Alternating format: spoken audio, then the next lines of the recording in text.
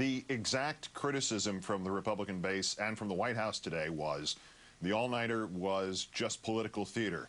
What was that not the point of it, to put the GOP's continued use of the filibuster to block the legislation about Iraq under proverbial limelights? It was the point of it. The point of most things in Washington is theater, but in this particular case, I think the message didn't get through, really, that it was the Republicans who were being the obstructionists. The Republicans are better at playing pin the tail on the donkey when they have the majority and making the Democrats look like obstructionists than the Democrats are at making the Republicans look bad. But the theater was directed at another target in this case, Keith, and that is the Democratic base. Remember, you and I have talked in the past about how angry a lot of liberal Democrats were when the Democrats in Congress couldn't push through the cutoff of funding.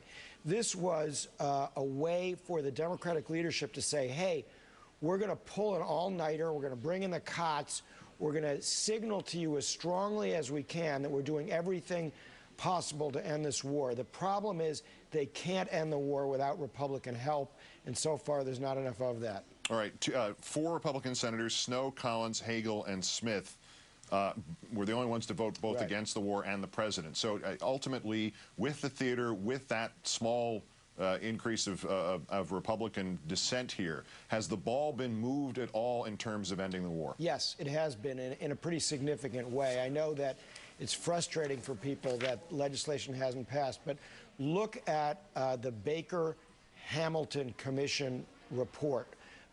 6 months ago, it was rejected by President Bush. It was rejected by Republicans on Capitol Hill. Now, quite a sizable number of Republicans want to revive that, and the Democrats, Harry Reid and others, are saying, no, no, no, that wasn't tough enough in terms of winding down this war.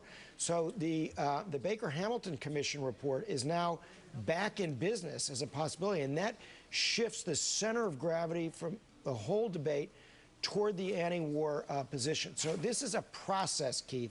It's not going to end overnight, but I do believe that 6 months from now, events and Republicans are going to force this president to change course just in order to save their own skins in the 2008 election. And they will then claim credit for it. Jonathan Alter of MSNBC and Newsweek, as always, John, great thanks. Thanks.